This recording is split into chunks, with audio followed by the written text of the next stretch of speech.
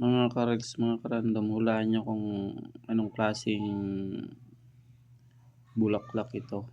Hmm, kung saan galing, anong puno o kinuha 'to. Hulaan niyo kung anong klaseng ano 'to, bulaklak ng ano, bulaklak 'to siya, bulaklak. Pero hulaan niyo kung anong klaseng bulaklak 'to. Bulaklak ng gabi, bulaklak ng kahoy, bulaklak ng basta kung anong klaseng anong puno ang